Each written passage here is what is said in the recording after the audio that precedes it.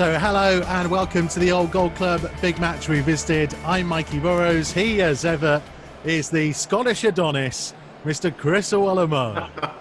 Afternoon, Mikey. How are we? I'm very well, thank you, my friend. We should let everybody know that we are trialling something a little bit different as we do this record. That actually, for the first time, you and I can see each other, and we'll see the guests that we get onto this as well, which could go terribly, terribly wrong. Well, it's probably the first time that you've done this with clothes on, Mikey. So it's definitely a way forward, isn't it? Well, I'm wearing a top. Brilliant, mate. Too sharp. Carlito, look how serious Carl is. Just shake the captain's hand, acknowledge him. Why are you getting the game face on? The cameras were definitely there. Well, this is the thing, isn't it? Because this was live on telly. It's Sunday, the 8th of May, 2011. There are 2 games to go of the season after this. Wolves are in the relegation places. The relegation rivals of Wigan and Blackpool had drawn the day before. You're up against your local rivals. That means a lot more to Carl Henry than probably some of the others. Jody Craddock will know what that's all about as well. Win today against an Albion team who are safely mid-table. And this Wolves team can get themselves out of the relegation zone with 2 games to play. This is massive. There will have been fewer, bigger Black Country derbies than this one. So this was this a Sunday game, was it? Sunday lunchtime. Yeah, it's crazy, isn't it? You think about and that whole build-up of that week, you know, it really sink into even the foreign players, the boys that have came over from abroad. It really sinks in because the whole atmosphere, the staff down at the training ground, the staff at the club, you know, the build-up, the press, the questions they're getting asked. Then all of a sudden, they're all watching the games on the Saturday. The results go that way. You know what? It puts even more emphasis on this game to go out there. The butterflies will be going the evening before. They're thinking about it, trying to visualise the match. They're great games to be involved in. Great games.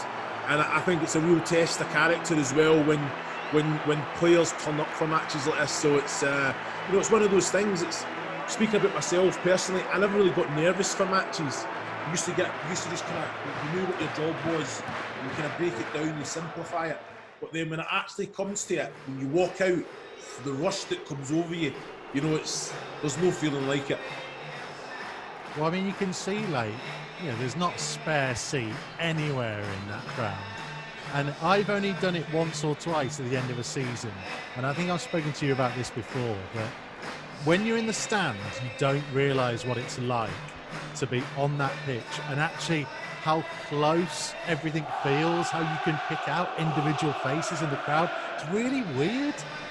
No, well, I know exactly what you're saying. You know, it's the atmosphere, the energy that's around the Molyneux Stadium, and you know what, the fans when like you say, when they're on form, there's no sound like it.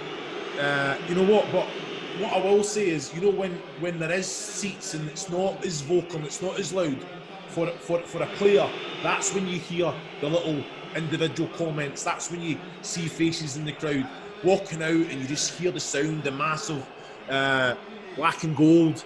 You just think, you know what, and the way that they've kind of probably instilled in the players, it's game on. You know what I mean? Let's just do it. Let's just do it for each other. Do it for the fans. And to be fair, it probably gives a lift to the West Brom players as well, coming out to think we can't lose this today, boys. You know what I mean? So it just shows you who's up for it. Get that extra 10-15% and take it from there. Yeah.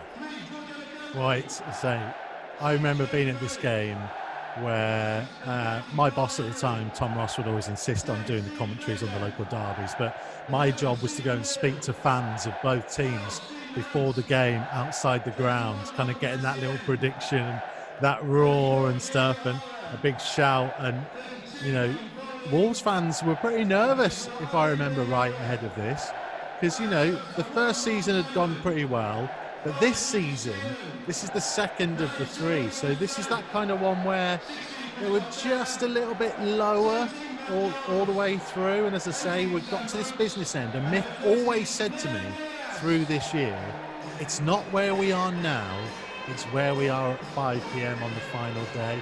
And I remember Loons all the way through kind of going, what's he talking about? But it's kind of, eventually, spoiler alert, it gets proved right in this season. Well, Mick McCarthy, I think he's the experience that he's got.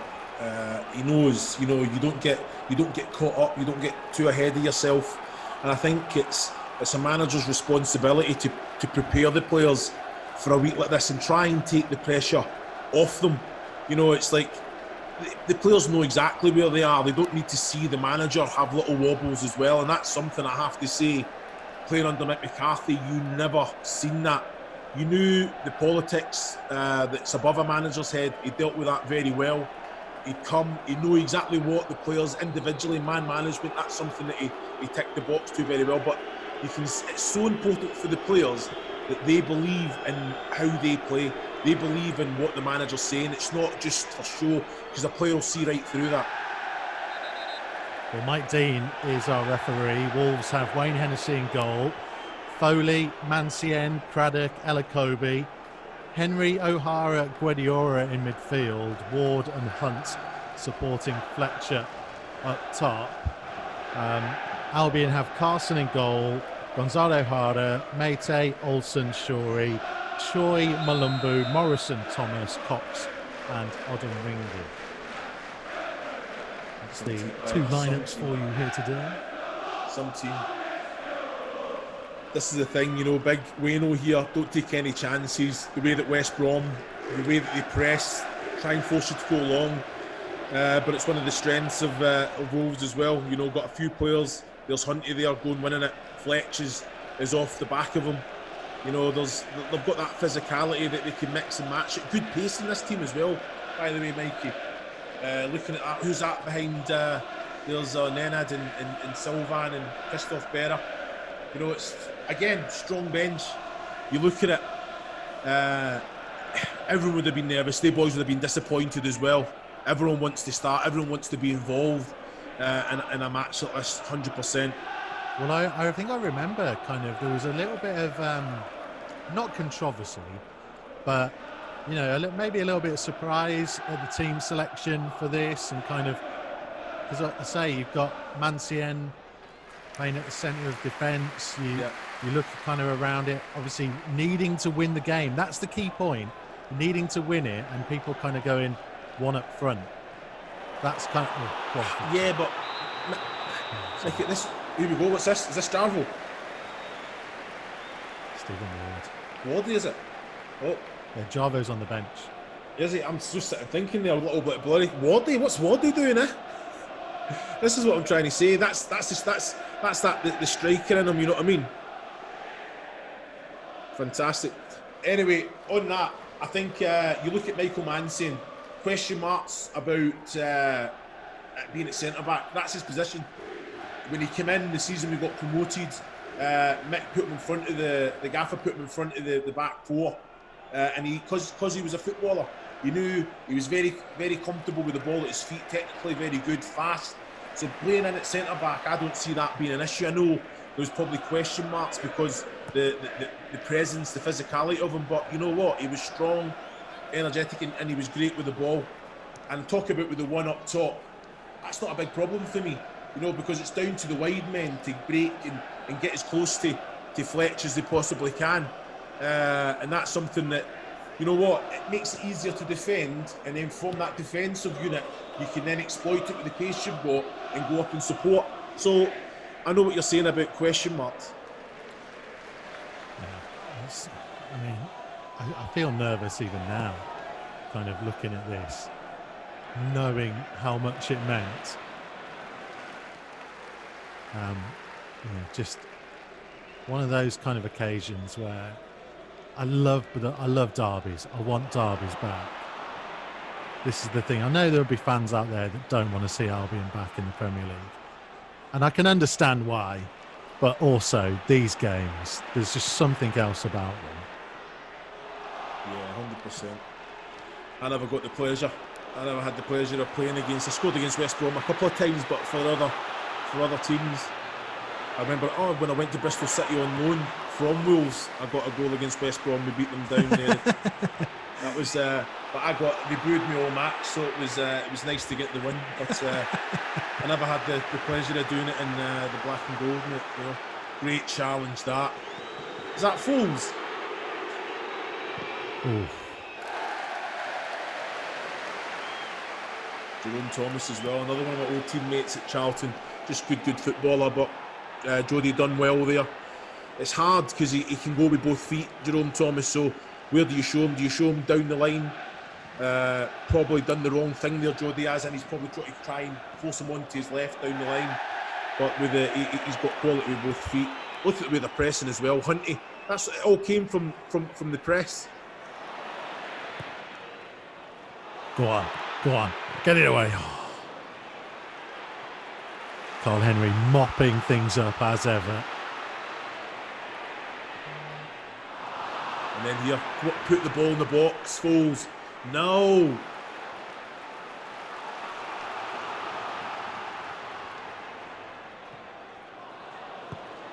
Great, Georgie boy. And this is a good thing, but Jamie O'Hara always wants the ball. You know, he's just trying to find the space. Yeah, man, that's what I'm saying. Carl Henry always outlet in that little hole.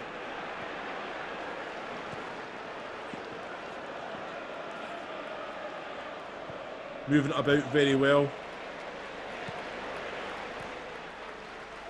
And again, that's it. You know, when you're in good possession of the ball, it's down to your wide men to actually kind of be expansive and be wide, because you know that both the likes of Henry and O'Hara can find you. Great ball across, by the way. Son Fletch does very well with the back to goal, you know what I mean? So I'm sure this is the season. I think this is the season where Jamie O'Hara scored at the Hawthorns. I'll check that in a minute. He always seemed to play well against this one, apart from the one game which we won't mention, which I nearly brought up. I nearly did it, but I'm not going to.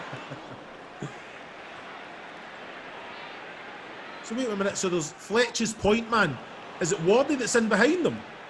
Yeah, well, I think it's like Ward and Hunt in support. And then I guess maybe Carl Holding and Adlen and O'Hara. Yeah. See, Adlen was more out on the right-hand side there, Hunty on the left. He's down on the left there, Adlen, isn't he? Yeah. That's an interesting one, but like you say, I think Wardy, you know what you're going to get with Wardy. You know, he just kind of solids it up, he'll make it stick. You know that he's going to run himself into the ground, and I think that's something that's that'll be quite interesting to speak to some of the guests to see what the plan was, what the vibe was through that week. You know, because you kind of usually, the full matches of this size as well, the pattern of play comes out very early through the week. It's important that the manager doesn't lose players, so you'll change it around, although he'll probably have his team in mind. You know what I mean, Mickey? So it's there, yeah, it is. He's playing in so yeah, Adam's more. Did Mick used to kind of change a lot? Would he change things for specific games? You wouldn't have a clue with Mick until he pulled you on the Thursday or the Friday what was going to happen. So basically, but I guess that changes depending on how important that match was. I know they're all important. This would have been a massive match, but with that's chop. But the thing about it, I remember I used to hate it. We spoke about it. You get the TC on the Friday morning, and you'd be thinking, "Oh God," and you just try to not make eye contact. Looms, Gaffer wants you. You know that you're getting dropped, and it was always before training. So then you got to go out and just kind of stick your head on. You know what I mean? Even though you might have kind of lost the head a little bit. Man-to-man marking, like to see it. Just watch Georgie's man here. You know, here he is. Well, we said that we're going to get different people joining us throughout this game, and we are getting two for the price of one right here. Stephen Ward and Stephen Hunter with us. Hello, boys. Hey, mate, all right, lads. You didn't tell me he was coming on with me. No, stop crying, Wardy. How you doing? How you doing, pal? How you doing, mate? You're right. Talk to me, good. right? So, what were you told before this match? Because you're playing out of position. Well, you say out of position, but you know what I mean. So, what were you told? Just run around, I think, and cause as much carnage as you can, really. I remember I was just told to play just off Fletch and just really get up and support him. Yeah, but I think we ended up probably as a flat two nearly, with two. Obviously, Hunty came in, played wide, and it was obviously it was a great day for us. But listen, I think I sort of had that attitude when I was at Wolves, just play with your foot. So I was just glad to be out there on the pitch for such a big game, really.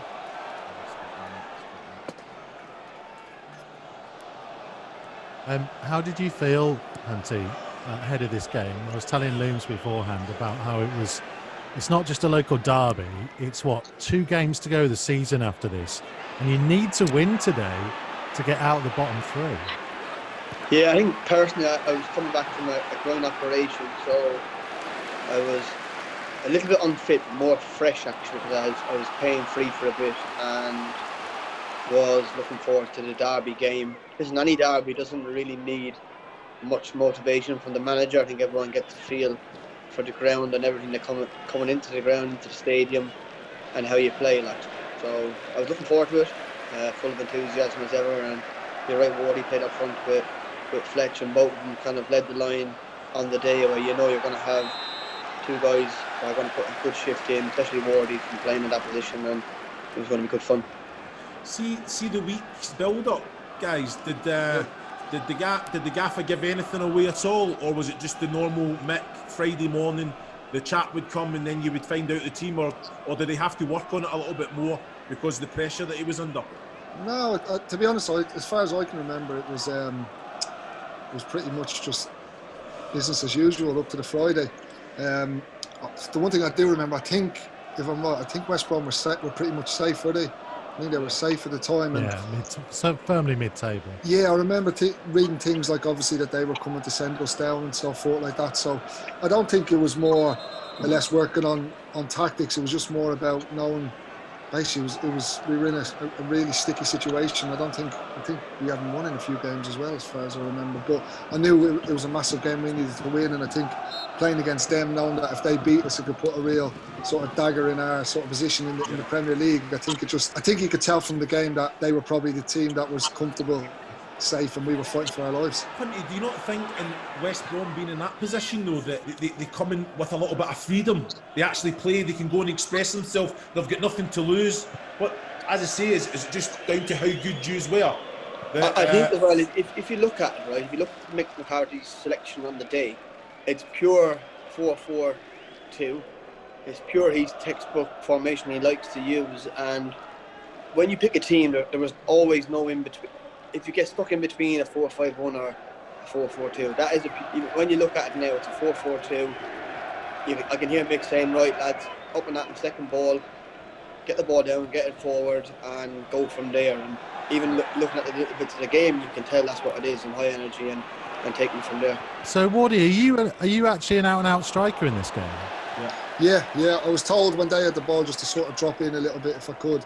I think Morrison might have been playing sitter or someone was playing to get on him, but once we had the ball to go up and join in with Fletch, and I think Hunty hit the nail on the head there. I think Hunty obviously was coming back from injury, but I think the sort of importance of the game, I think Mick knew that the way for us to win was to have energy on the pitch, be in their faces, not give them a minute, because like you said, they were coming with that freedom to play football, maybe play a different way to they've played all year. They could enjoy being on the ball, and I think that was one of the reasons that maybe Hunty came in so soon after being injured, because even if he gave you 60-70 minutes, he's going to put everyone. I think there's a clip there a second ago, he's running across the pitch making it, trying to block a clearance from the centre half, and I think that summed up the game, especially at the start, and probably one of the main reasons why we did go on to win the game and didn't really let West Brom into their stride. Jonas Olsen just leaving a little bit on you there, Wardy. Yeah, I know. I think I went that a bit easy there. I wasn't going to say. You need to get free kicks in dangerous situations, don't you? I didn't mind leaving a bit on him because he'd leave a bit on you all the time. It's got to be done, mate. It's got to be done. There's a few question marks over Mancini going in at centre back. Was that that was his position when he came from Chelsea when we got promoted? He was a centre back, but they played him in front of the back four. But in the Premier League, he kind of played more so in that kind of midfield role. So was that something that he just took it in his stride? That it was something that you, as players, what were worried about, or you just have to focus on your own job or not? Morty? No, to be honest, with Mance, he was one of them, I suppose, similar to the way I was there. He could play in a number of positions, right back, centre midfield. Yeah. You know, as you said, he sat for a lot of the time he was there, but I think, you know, generally he had grown up as a centre back at Chelsea, and one thing Mance always had was good pace, and I think that was, you know, obviously he had Jody beside him, who was, you know, sort of a big, stronger lad. Boom. Leave it as. And then, and I think, yeah, they just complemented each other on the day perfectly. It's all about the set piece delivery, that Hunty, wasn't it? Oh, I can just hear Mick ringing in my ear all the time. I can bloody have nightmares tonight. But don't hit the first man. Don't hit the first man, exactly. Actually, got the feeling. Probably about a yard to it, what I'd like it, but bang on the 6 yard, and I think whoever got to it first contact, I think it was Guardiola, but looks at so. I think the second goal was similar enough to that, wasn't it? Similar, yeah. To be fair to Fletch, he had a good knack of being in the right place, right time, and scoring the goal. As well, yeah. Just he had everything, Fletch, didn't he? You know, technically as a footballer, but just his movement, his strength, the physicality, he had it all, didn't he? Yeah, I thought he was very good, really, really good. And I think, like Hunty said, the one thing I always, obviously, Liam, you're a big man, you scored a lot of headers. You know, Fletch used his body size really well, I thought, and his technique at heading the ball, he was unbelievable for scoring headers. Like, you know, I think you've done exactly what it says in the team with you. You're a big lad, you're going to win. But I think for him, I couldn't believe how good he was in the air when he signed him. I think a number of his goals, like important goals for us, came like from crosses coming in. It's just one of those things. I think I always said, if you're defending or attacking the ball, you go meet the ball at its highest point. Fletch he timed it. You know, his timing was quality, and like you say, very strong in the air. And you know what is he? 6 foot, 6'1" possibly. And he's unbelievable, fantastic. He's got still scoring goals now with the head, isn't he? So yeah, he is. Yeah, there's a reason why he has a ball patch on his head. Was it? Flick it on, yeah. Flick it on too much, mate. Does the job for me, mate. Chasing your own flick on slings. Be one of them, mate. Yeah, that one. Yeah, there was even Fletcher, the goal for Blackburn at the time. I won't big myself up, but his flick was key from Hennessy's pass at the time. Yeah. He was good in the air, good timing, and obviously got the highest point, so it's good.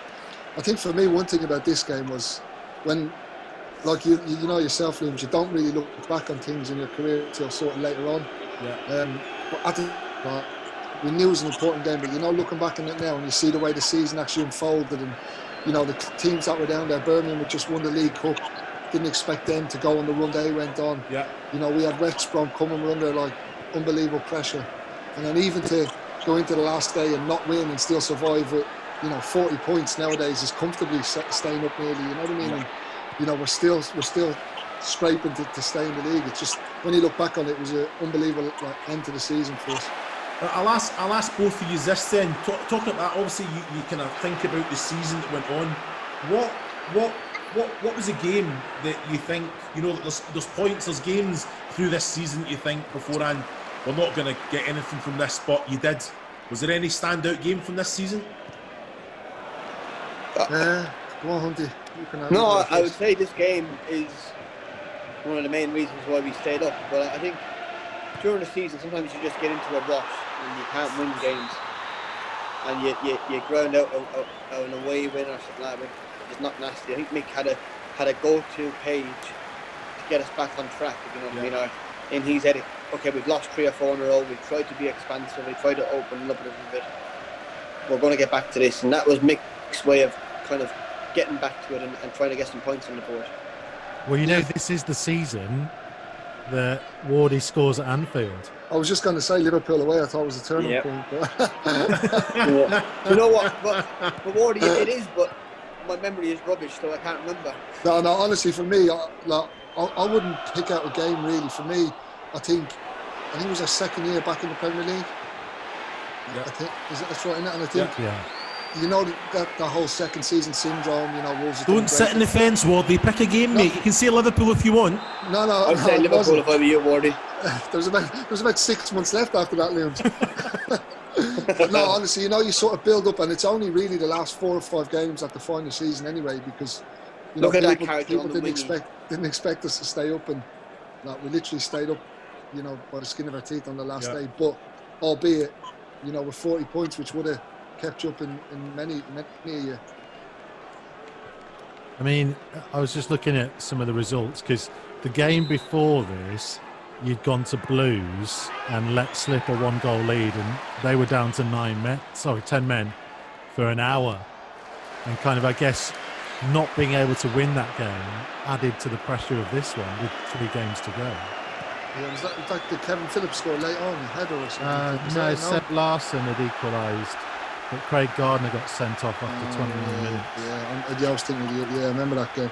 Yeah, I think, obviously, listen, we were in a really awkward position. I think there was 4 or 5 teams fighting out of it, and you know, if we didn't win this game, and obviously I think on the back of winning this, the confidence that we bred to go to Sunderland and win up there was like, you know, back-to-back wins at that stage of the season was unbelievable. And then I don't think you could probably write the last day, but you know, I'll never forget the team talk at half time when we were 3-0 down, but thankfully we done the job, and Hunty stuck him in the top corner. Hunty, just watching you here, you're all over the place. So you know that does Mick knows what he's going to get with you. Mick knows you inside out. But does he try and put the reins on you at all, or does he just say, right, just go anywhere on the pitch, get on the ball whenever you can, because you are all over the place here? Yeah, I don't think he'd want me on the ball wherever he can, but he definitely want me to be setting off triggers for closing down and being able to get the crowd up. As you say, he had a go-to page he went to, and I'm trying to be infectious without the ball, without losing our shape. And even the one before that, where I closed down a few people, I was isolated, but then after that they broke out and I'm out of shape. Oh shit, can you say that? No, not really, but yeah. Hey, we've had far worse swearing than that. Yeah. And then I'm trying to get that, and I know I'm bleeding, but I'm fit enough at the time to enable myself to have 10 seconds in shape to be able to go again, if you know what I mean. And even that, for instance, but the crowd, you can almost feel the crowd's energy without even hearing the crowd. So I was going to say, do you up it? And I mean this in the best, well, because you played the same way most of the time, but is there such a thing as an extra 5% on a derby game when you know the fans are that much more invested? I remember the time Mick didn't pick me for the next West Brom game at home when we got battered. I remember that bit. And I still hold it against him, actually. I'm still angry I didn't play in that game. So, but no, there is. Derby games are on occasion. They sometimes, what's the best way of putting it? The level of skill goes down and the level of intensity goes up. So you might say my intensity suits derby games to a certain degree, but that's anyone with a good fitness level. That's including Wardy and people that can run for fun. So, listen, I'm still disappointed I didn't play in that game. We lost them. Hunty, tell me something that Hunty, give us a player's insight to when the manager tells you you're not involved, because I don't think people actually understand that. Well, it should hurt you, shouldn't it? It should devastate you. So give us a bit of an insight to what it is that you go through when the manager says that you're not starting. I think I've always been one where I have my gob open. I always open my gob and then regret saying it. So over my career, I've learned to be quiet and not show my disappointment, but I definitely, for sure, it plays a big part in team morale when someone does split their dummy out and start sulking for not playing. So not much goes on, but it can hurt you sometimes, and you can let your frustrations get the better of you. So you seem quite pally with Mike Dean there, Hunty. Listen, I was the referee's best friend all the time. Let's see the tackles he put in, bloody hell. We never got sent off more in his career. Once in 21 years, which is good going, I can tell you. So, but yeah, listen, I played the referees. I always tried to be nice to them. with the hope they might let me off or something during the game. Well, I've done that for 21 years myself. One red card as well, and it was playing for Wolves for a headbutt that I received, not that I gave. Mikey, you wouldn't agree? No, yeah, you fouled him. Sort yourself out, mate. Do you know what? This is Preston away, isn't it? Yeah, I've scored. We're 3-0 up. I've scored all 3 goals, haven't I? And then Sean St. Ledger headbutts me and lands 5 metres away from me. And Martin Atkinson sends me off. Don't listen to this guy, Mordy, man. back me up on this, man. That's not how it went down at all. Can I just say something to you as well, right? I done a Do you know what? I remember the game as well. It was an unbelievable game. That's what I'm saying. But I've got unbelievable game. Just have a good look at Mikey Burrows just now on your camera, because this guy's a proper hater. You know, I done a TikTok video with the missus the other day, right? And you know what? Showed some good feet, you know what I mean? Showed that little dance, you know, the TikTok dance. Yeah. The only person, hundreds of people replied, round of applause, well done. Stiff. That's all I got for Burrows.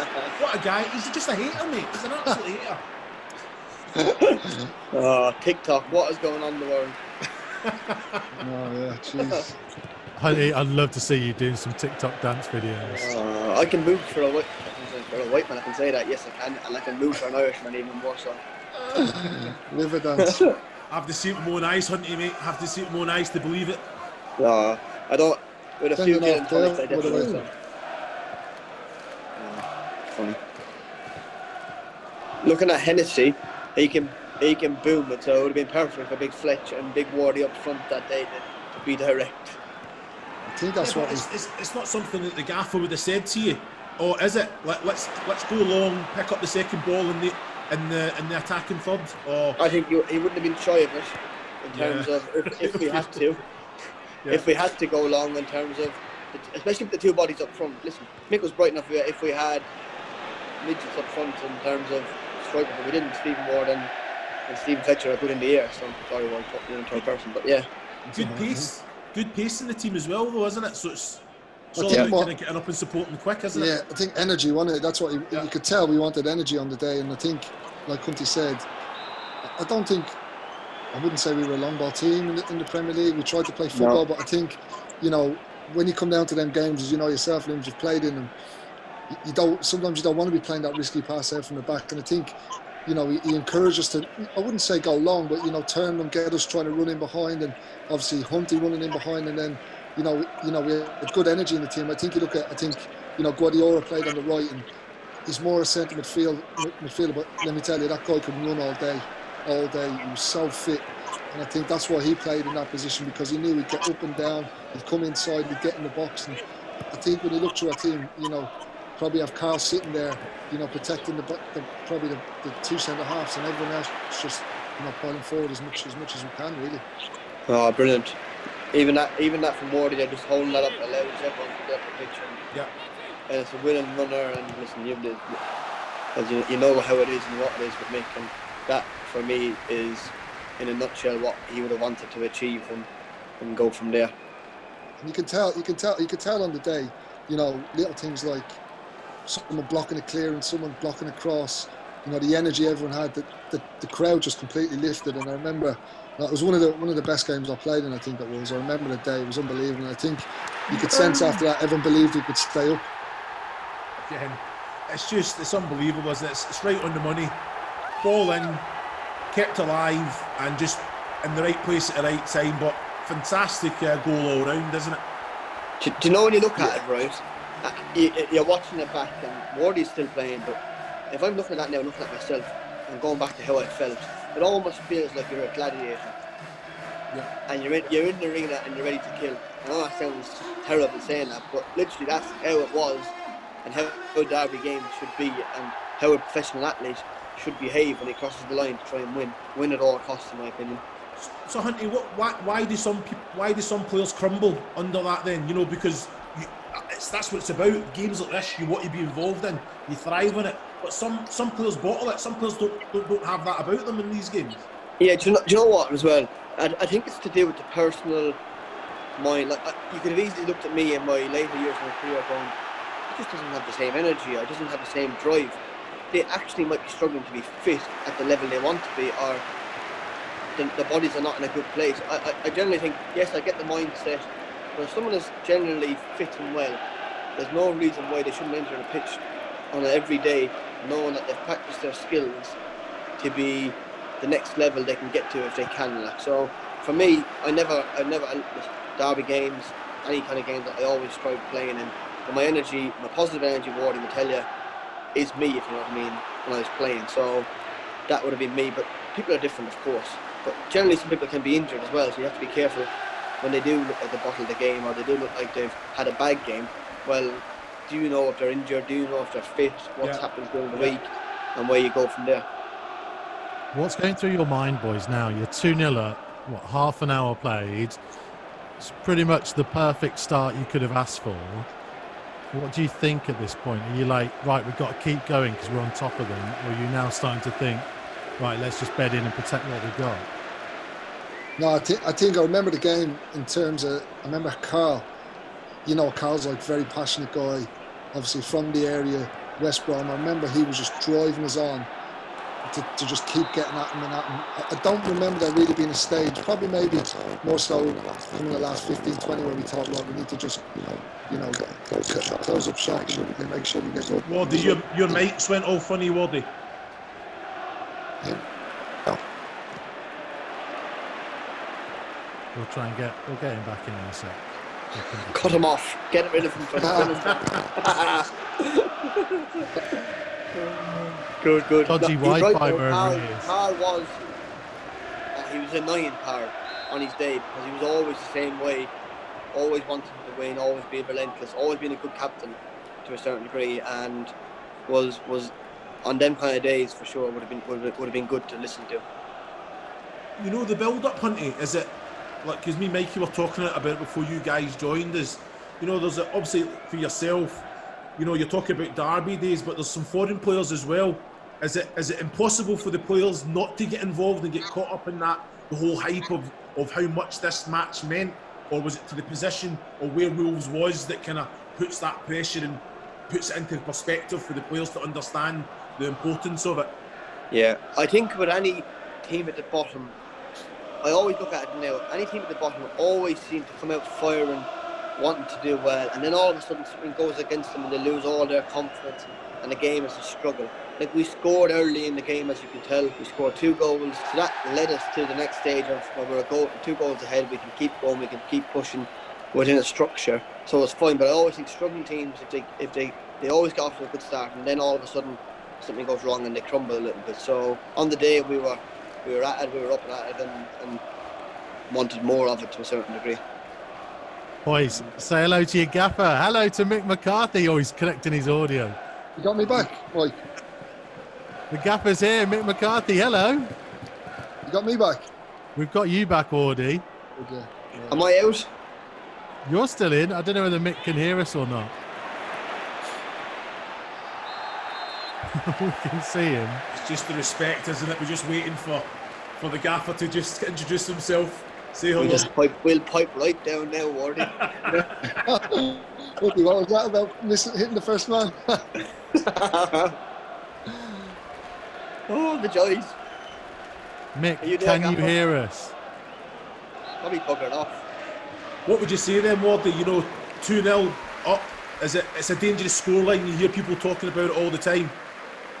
Does you just carry on as the boys are, or do you go into a different kind of mindset as a player? No, I think the longer the game goes on, it probably gets to that point where you need to sort of hold on to the lead, make sure you don't do anything not too expansive or anything silly, really. But I think when it's, half an hour, so long, and the instance can turn it right back in their favour. So I think at the time, like I said earlier, I remember Carl driving us on, and I think you can tell from watching the game, it was still full of energy. And I think, being down the bottom of the league, getting a 2-0 win, it drove us on. And I think we were relentless really for most of the game. It was pretty much a pretty perfect derby day, really. On the wing, he just sent me there for one. I'm not happy. I know Pete well now. He's going to overanalyse his game now.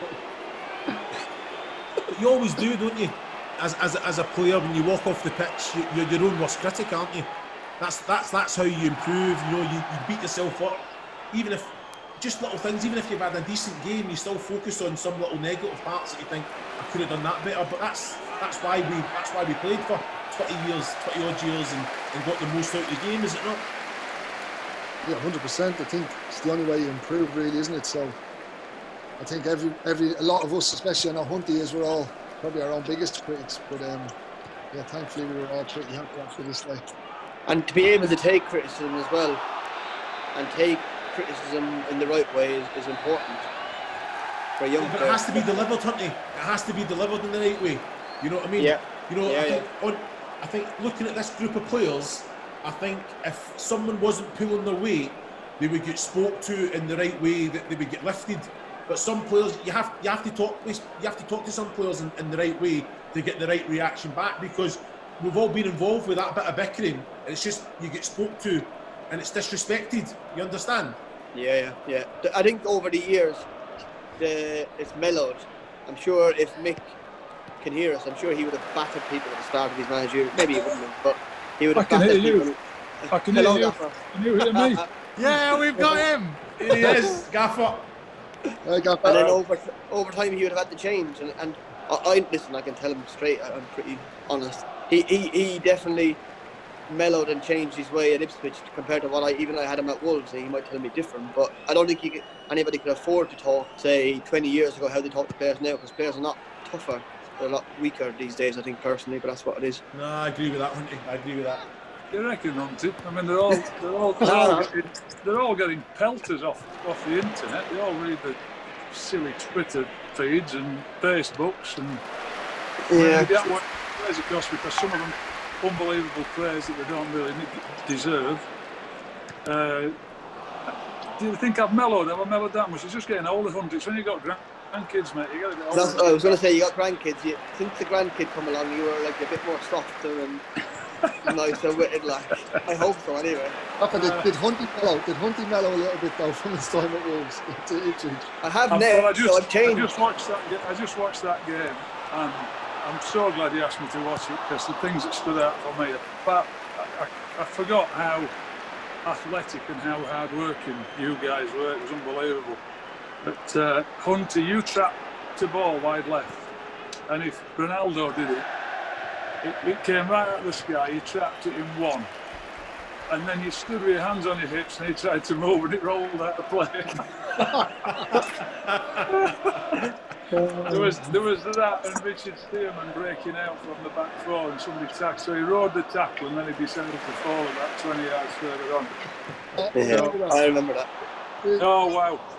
It was a pleasure to watch, actually. Thanks for asking me to watch that. Gaffer, I've got to ask you. You've played Wardy in behind Fletch. You've played Michael Mansey in centre back. You made some big choices. Was that a decision? Did you know your team from the start of the week, or was this something that you tinkered with, you thought about, and then you make that decision on the Friday morning? That's a good question, that, Chris.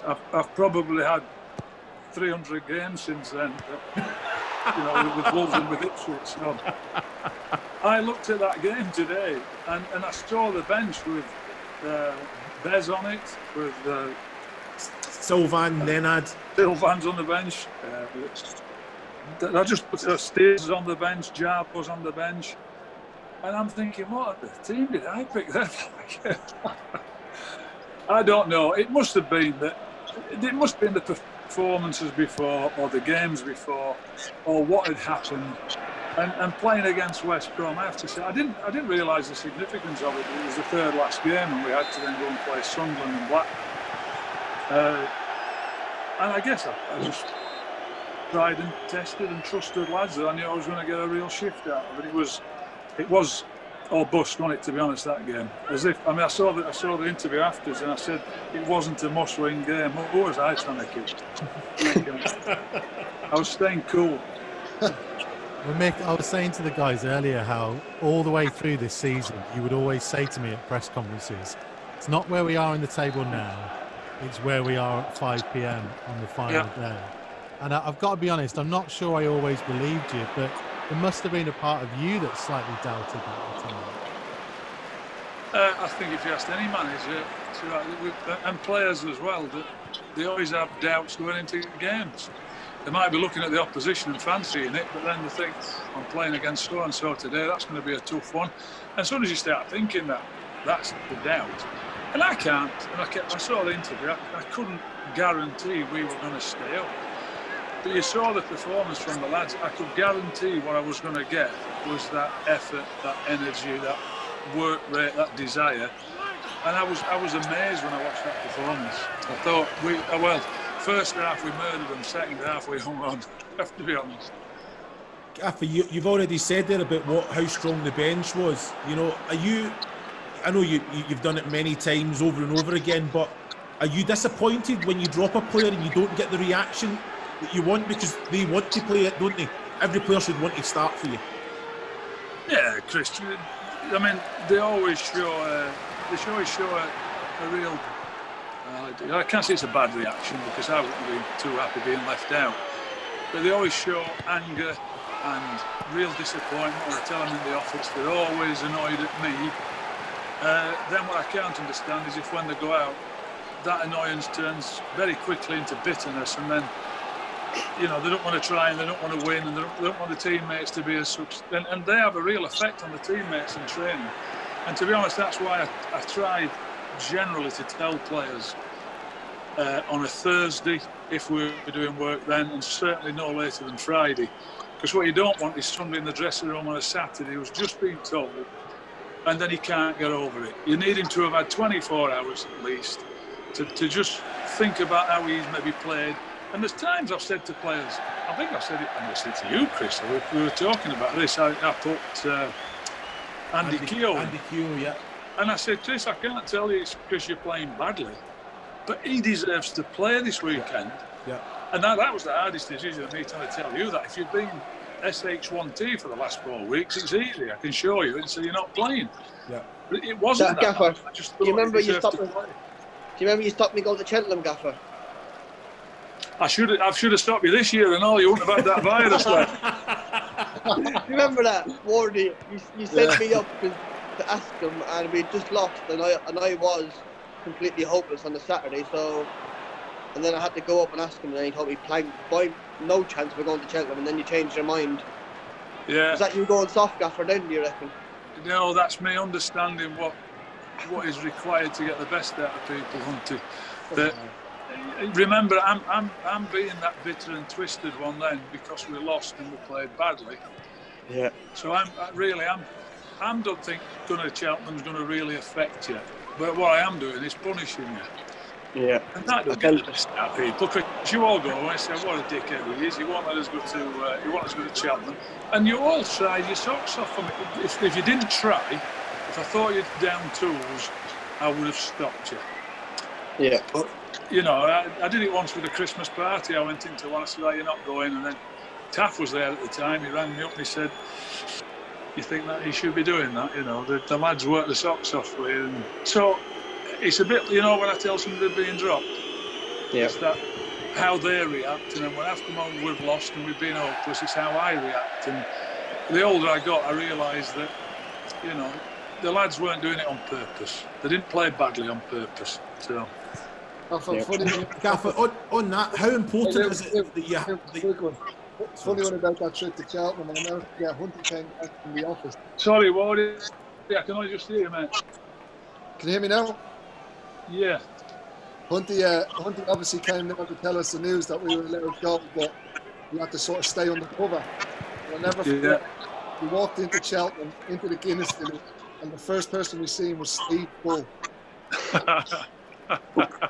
We had no chance to keep it from anyone. No, well, I have to say, he didn't. Well, I knew you were there anyway. So, hey, Wardy, did I think you were going to go and behave like angels and not have a beer? I mean, come on, you know. I think it was more the fans seeing us there where we were going. I'm sure. So it's wow. There's a lot of water going under the bridge there, mate. Yeah. How are you lads anyway? Are you all right? Wardy, are you okay? Haven't seen you for a while. Yeah, Hunty. Yeah, I'm alive. The virus didn't kill you from Cheltenham then, no? No. Oh, Good. probably. Yeah, I felt bad. I actually had someone come to my house, spend 48 hours in my house, and then left, and then had it on the Monday. So Oh, wow. yeah, scary. Is everybody... I know I'm changing the subject. Is everybody safe and well with you? Are you all okay? Yeah, everyone's okay. I haven't gone back to Ireland yet because I don't want to be frowned upon going back in case I have it. So I'm sitting tight. Mikey, you asked me about that 5 o'clock on a Saturday when the season had finished. I have to be honest, it was the closest of margins it could ever be, wasn't it? I remember Steve Morgan asked me afterwards, he said, I'd told the lads, I'd said to Blackburn, leave it as it is. You've won the game, we are staying up. There's only about 4 minutes to go. If you remember the end of the game, we were passing it and knocking it to them. They were passing it and knocking it to us. Yeah. And Steve Morgan asked me in a private moment, he said, were you aware that we were staying up at that stage? I said, yeah, I think I'd copped onto that one. Yeah, that was... I'd managed to work that one out, yeah. Well, I'm pretty sure this was the game of the famous interview with your body double, who's just joined us. Hello, George Elokobi. Hello, how are you doing? Yes, George. Hello, G. Hi, everyone. Hi, Georgie boy. Hi, lads. Look. Everyone doing good? All good. All good, mate. All good. Lovely. Everyone keeping well and safe? All good, man. Thanks. Question is, George, are you and Mick still body doubles? 100%. I said what? He's still your body double 100%, Mick. Oh, absolutely. He's looking well for his age, mate. Don't worry, he's keeping well. He don't want to let me down. Hell no, Gaffer. Thank you very much for the compliment. Oh, and by the way, George, you never did. You never did, mate. Thank you, Gaffer. Thanks. Hunty lad, you okay? I'm okay, George. You might. I'm good, thank you. You? Lovely. You TikToking? Yep. I can see that. Wardy, can I ask you a question? Yes, Gaffer. You've been playing at left back, and you've probably been our best left back for ages, having started as a centre forward and scored at Liverpool and left wing, and you were gradually moving back. What did I say to you before I played you up front against West Brom?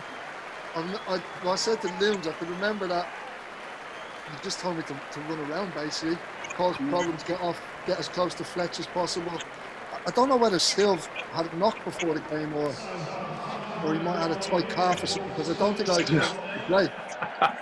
Well, I wasn't going to tell Silv to run around, was I? That's for sure. I think it was just along the lines of energy in the team. I think we definitely needed it, and it was we got after them, and we were all over them for the first half. The first half won it for us, and then of course their mistake, and Fletch got the third.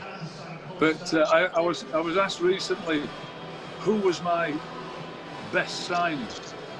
This is throughout the career, and I thought long and hard, and I have to say it was Sylvan, and I give Sylvan stick for not running around, I have to be honest. But Looms, I think you probably came in second, because without you wouldn't have got them 45 goals, mate, I tell you. I appreciate that, Gaff. I think Mikey asked the boys with the score as it is, when they come in after a half like that, and I mean, Wolves, we absolutely battered West Brom, didn't we? Absolutely. Do you have to pick at some of the negatives to keep the players at it, or what's your mindset walking into the dressing room at half time, Gaffer? Well, the 2-0, you've been in dressing rooms, haven't you? And everybody said it's the most dangerous scoreline, and it probably is, because you're not quite sure. And people say, oh, they didn't go for it. I always look at it the other way around. What has Roy Hodgson said to them when they go in the dressing room? He must have blistered the walls, because we murdered them. And they just couldn't play it out. We were on top of them physically. They couldn't defend corners and free kicks, which we scored from. So his team talk is a damn sight easier. He's probably just gone into one and then told them to get on the ball and told them to start passing it and not be. And they're going to have to play through our press, which they did in the second half, as well as anybody did. They're a good team. I mean, mine is, we certainly don't want to give the next goal away. but you don't want to sit back and invite them on. And if you remember, I watched it.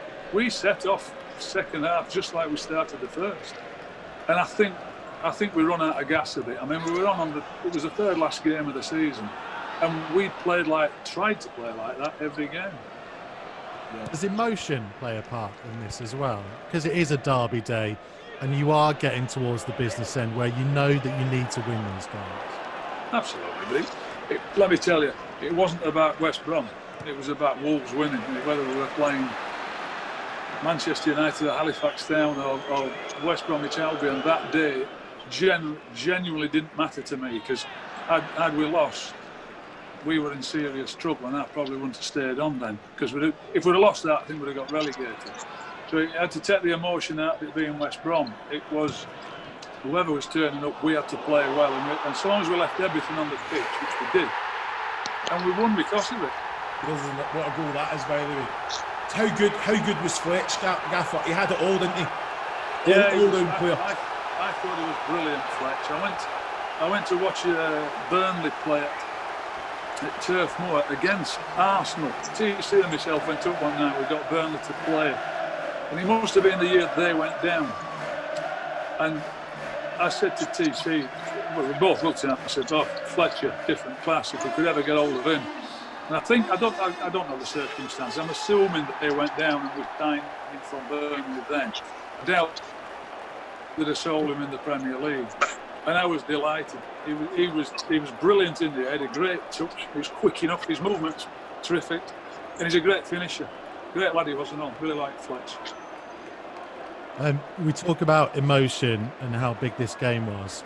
George was telling me a story the other day that you were up against your best mate, weren't you, George? And you had a special meeting with him beforehand. Does Mick know about this? No, the gaffer doesn't know about this. Choi used to be my Cameroonian international roommate. We shared the room together, and I think this game was on a Sunday. I invited him over because he lived not too far from me in Birmingham.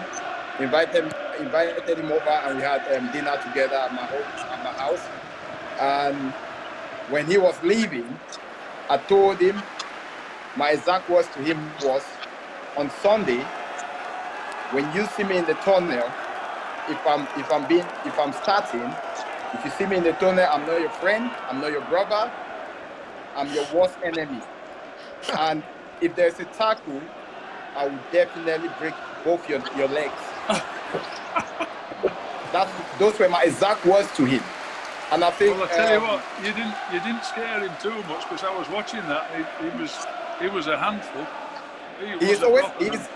To be honest, Gaffer, he's always a handful. You gotta respect each and every player playing in the Premiership, and that's why you have to.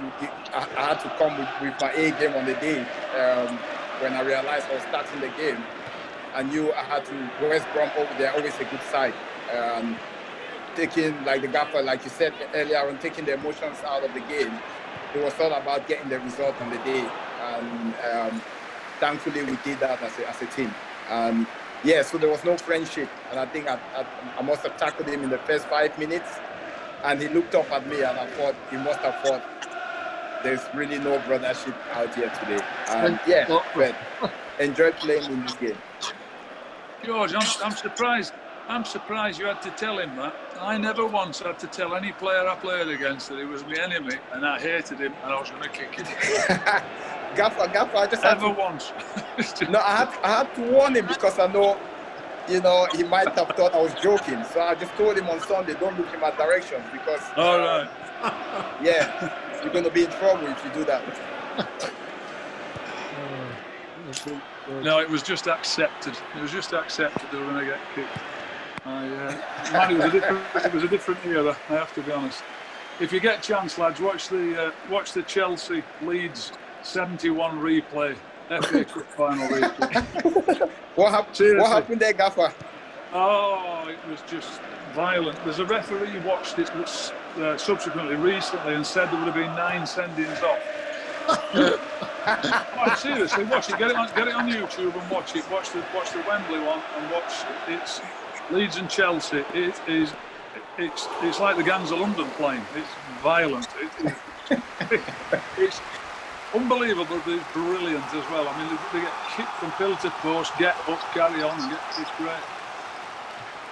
I must admit the gap. If I was playing in this era in the Premier League, I think I must have had about 10 red cards by now. Oh yeah, I'd be promoted at Christmas, George. I'd have enough points to be promoted at Christmas now. Gaffer, I've got to ask you. You talked about Taff, obviously the relationship you got with TC. How important is it that they're not yes men? They'll be as honest with you. If they don't agree with you, they'll let you know and maybe let you ponder and think about certain decisions that you've made, like Taff did in your example. Oh yes, I mean I say now, for what I've done throughout my career, I have to thank Taff for that first 2 years, my formative years with Millwall and him. I learned so much from him. He was brilliant and continued to be all the way up until he left Wolves in 2008, I think. The biggest compliment I give to TC is that when Taff left, I wondered what I was going to do, but TC was a reserve team coach and I took him on. And I can't see the join. That's the biggest compliment I can give him. Because Taff and I played together. I played with him when I was a young fella, 21. And, I love Taff, but TC equally. I love the bones of him. And neither one of them would give me any BS. They were dead straight with me, and they told me whether they thought I was doing right or doing wrong. Equally, they'd support me. Even if I did what they thought was wrong, they'd still support me in my decision. Yeah. But yeah, it is so important to have somebody like that you can trust. I mean, Taff, when we were at Wolves and we were drawing, I've told this story before, we're drawing 0-0 and it's a horrible game. And I kept looking round at the bench and he came up to me and whispered in my ear. He said, "Don't even think about it." I said, "What?" He said, "You know what, making a sub." He said, "Because you're the best team on the pitch." I said, "Yeah, I know I have. But I keep hoping, every time I turn around, I'm hoping I see something different." Leave it, he said, just leave it. Leave them where they are. We won 1-0, So there are times like that, they're invaluable. Yeah. Ward, you know Taff, you know Taff for a long time. Yeah, great fella, yeah. Brilliant fella. Definitely helped improve your game. He's a great coach, Taff. Yeah, he was brilliant with me. He was really good with me. I still speak to him the odd time. I've gotten a few tickets for games. I've had the odd text, so I've spoken to him a few times. Yeah, great fella. Really love working with both and TC. Absolutely. Boys, that feels like a bit of a harsh penalty there. Look like from that angle, looks like Thomas went over beforehand. Oh, he was on his way down. Yeah, he was on his way down. He's just waiting for the challenge, isn't he? Gaffer, don't give him the excuse. I can hear you ringing in my ear. Don't go to ground unless you can win it. Yeah. Who was it? Addy, was it Adlin? Yeah, he was on the ground there. Yeah, if you go to the ground in the box, mate, you got to win it. Yeah. And just look at this character. He's now a PGA Tour trying to be a professional golfer, which fair play to him. Peter Wingy. He lives around the corner. Yeah, the Wingy, he is, yeah. He's unbelievable. He's passed his first exams. Fair play to him to be a PGA professional. He still can't putt for rubbish, but he can hit it. No chance there, Wingy. Let me tell you, I'm not bothered how good he is. I'm not bothered how good he is. That is a different. To be a pro, that's a different level. That he's done it all. He's doing well. He's done his exams. He's passed, I think. So he's on the road. Gaffer, do you remember the story you told me when I signed at Wolves? I think it was when you actually, before you took the post at Millwall, and you used to sit in. I don't know if you were in digs or you were staying. But you used to go to the pub with one of the guys from the team and you would ask him what the team was and he'd tell you his best team and you'd tell him your best team. But he never put himself in his own team. Oh, remember this? That was John Cahoon. John Cahoon and I were... we used to go up on a Sunday night to the Five Bells. Or because the landlord was a large lad, we called it the Five Bellies. But... we were in one Sunday night and the team had lost. They'd lost 6-6, I think, at Portsmouth, and neither him or I were in the team. And Bruce Riott was the manager. under pressure. We were sat in the pub having a pint, and I guess all you've done it, lads, is what team would you pick? If you were the manager, what would you pick? So he picks his team, and he's not in it, but I'm in it. So I pick my team, I'm in it, despite the fact we're both injured, and I put him in it. So he said to me, he gives me his team, and he's not in it. I said, how come if you're the manager, can you pick the team and you wouldn't pick yourself? He said, my back's giving me grief. You know, I struggle with my back, it's giving me grief. He didn't know on the Wednesday I was given the job. And so on the Friday when I picked the team, I'm the player manager, but I'm injured, so I'm not in it. He is training, and I don't put him in the team. So he comes to see me and he said, what's the story? So on Sunday night, I'm in the team. You picked me in the pub. I said, yeah, mate, but you didn't pick yourself. And if you're not putting yourself in your own team, you ain't playing in my team. No chance. That was my first major decision as a manager. Brutal.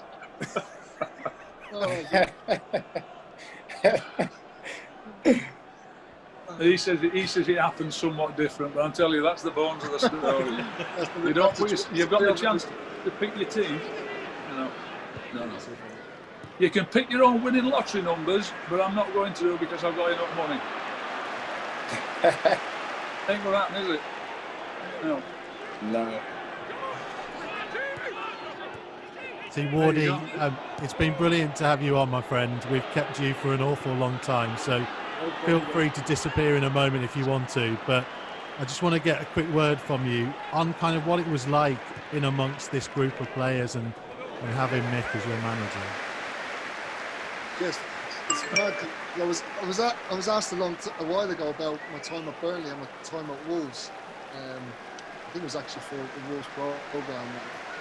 And it's weird because, like I said to Liam's earlier, you don't really look back on stuff in your career till further down the line. And when I look back on it now, it was the whole experience I had at Wolves made me as a player, as a man.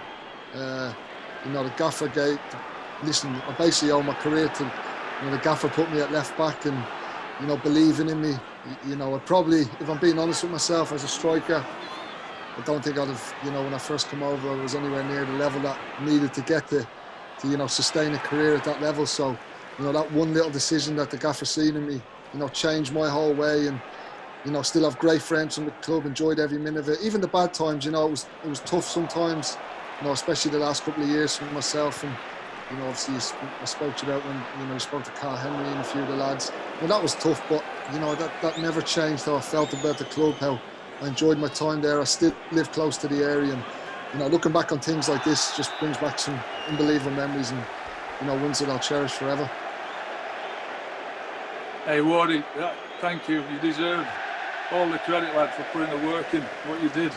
You didn't, you got given a chance. I mean, I had you at Sunderland, didn't I? Took you to Sunderland for a trial. Yeah.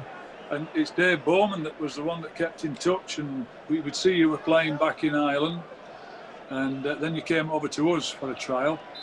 But for you to adapt from being a centre forward and a wide left and then playing left back the way you did, how many caps did you get? 51. Yeah, well, it's all right. I put you in that game at Charlton, and you were brilliant, by the way. It was a revelation. But you have to take the credit yourself, mate. You made it by working, blooming hard. That's what you did. I would say that about all that squad. Listen, I agree. Listen, obviously you have to work hard, but I think, especially them first couple of years, the sort of, the people that we had at Wolves that helped me out, even TC would pull me in the office, and obviously you as a defender yourself, Gaffer, I don't think I would have survived and learned the game as much as I did without that, and I'll always be grateful for that. Well, TC's one of the best coaches. He really is, and I think what we all had was empathy for each other. Actually, we certainly did for the players, and I guess the players did for us as well. We had a good rapport between all of us. And then going back to me not stopping you going to Cheltenham, all those things, and not stopping Christmas parties because I'm feeling grumpy, they all help. All those things in terms of managing people, they help. It definitely helped us, I think, Gaffer. Yeah, I just knew you played better when you'd had 8 pints of Guinness in midweek. That's too many Irish lads there. That was the problem. You can't have. Hey, can I just say something? You can't have enough of them, mate. I've had teams where it's been full of them. Yeah. Gaffer, how important is it? You know, Yep. like obviously your scouting network. You've spotted obviously George Elokobi as well. So how did he come on your radar? And first impressions when you first met, was it something that you had to kind of sell the club to him, or did he just jump at the chance? I think he jumped at the chance, but I seem to remember we were not on the biggest budgets at the time. And I remember talking to George, and George, I can't remember who your agent was, but I don't think he was doing you any favours. Yeah. And in the end, No, he wasn't. He wasn't, Gaffer. George and I ended up having a chat in what used to be the Scouts offices opposite my door there, and George just said, "Oh, look, I don't mind saying, George almost just played. He said, look, I just want a fair deal to come here and play at the club." And he wasn't being offered one at the time. And I said, I don't think his agent was doing him any favours. Anyway, I think he got what he thought was a relatively fair deal. I mean, and it turned out to be a really good signing. It turned out to be a great signing, George. I can't remember what we paid for you, but you repaid every bit of it, pal. The goal against Manchester United repaid it all, let me tell you. I think I'm still living off that goal line, Gaffer. So you should be, mate. Lads, thank you. I'm going to head off, boys. See you, Wardy. Wardy, it's a pleasure. Always a pleasure, Wardy. My little fella's knocking on the window asking me to go out and play football for the last half an hour. So Lovely to see you, Wardy. Good to see you all. Take care. Okay, Wardy, thank you, mate. Thanks, man. George, we mentioned the goal against Manchester United. Yeah. I know you're still upset that you weren't credited with both goals that day. Of course I am. Doyle stole the goal from me. But the most important thing on the day was the result we got against a good Manchester United side. But the second goal, I'll say it again, I got the second goal. It came out of my shoulder. And Doyle at the time, fair play to Doyle, one of the best strikers I've been able to work with. Great lad, such a humble person, humble gentleman. At the time, to be honest, he was struggling for goals. So, George, you are so benevolent, George. What a wonderful man. I always knew you were a good guy. But yeah, I think the second goal came from my shoulder, 100%. I don't know if they can replay that now and we get, however, what they call it, VAR to check it out, or they can do the zoom and check it out. Who had the last touch? Definitely 100%. Not going to make any difference, George. They're not going to change the record books, mate. It's not going to change the record. So, but I'm going to keep fighting the goal still, Gaffer. He still wants his goal bonus. That's the thing. Hey, do you remember the game before that? Do you remember the game before the Man United game? Oh, Bolton. Was it Wednesday night or Tuesday night? I think it was Wednesday. On a Wednesday night. It was against Bolton, and I think we played so well in that game and couldn't score. And we was heading for 0-0 for a 0-0 draw. Yeah. And I think Zuba threw the ball to Carl Henry and played it back to Zuba. Yeah. Instead of Zuba just playing it down the line, he decided to try to pass it back to Wayne. And he passed it to Daniel Sturridge. Yeah, he did. And he went and I said to him afterwards, why on 94 minutes were you running to take a quick throw in? Well, we wanted to score a winner. We'd not had a shot at goal for about 30 minutes. We got a point. Oh, wow. That was one of the angriest. Now, if Hunty, I don't know if you'd have seen me that day, you wouldn't have thought I'd mellowed them, mate, I can tell you. I nearly broke the dressing room. On that then, Gaffer. In the game now, it's 3-1. and all of a sudden you've got the West Brom subs, the coaches running to get the ball every time it goes out. Is that something, a little message gets filtered out around a ball, boys? Let's just slow the game down now. Do you know what, Lou? I've never been one for trying to affect the ball boys. I really find that, am I being unprofessional or not professional enough? I really don't think they should be affected, the ball boys. Yeah. I think you're teaching them wrong anyway. I mean, remember there was a guy at Swansea, one of the lads got in, Chelsea, Swansea, wasn't it? Somebody got involved. Yeah. And he ended up in front of the FA because the ball boy sat there, he wouldn't give it him back. Yeah. And I have to tell you, it's one of the things that makes me so angry when they do move the ball. And I've seen it. I've had ups and downs with managers in the past in their rooms afterwards for shifting the ball boys. When the ball's been coming on, the 2-0 up, 1-0 up, and suddenly there's no ball boys. Yeah. And it shouldn't be allowed. I mean, it's not allowed. It's not inside the rules. So I prefer to think it's the players and the management staff who get the results and not. Although Alexander Arnold might be delighted with the ball boy for him throwing the ball back as quick as he did in the game against Barcelona. That's true.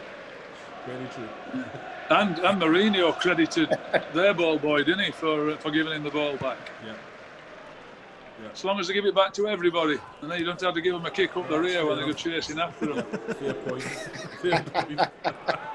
Well, that's what Chelsea. I forgot it was it Chelsea ended up grabbing hold of him, and they were at Swansea one night. It was awful. Was it Eden Hazard?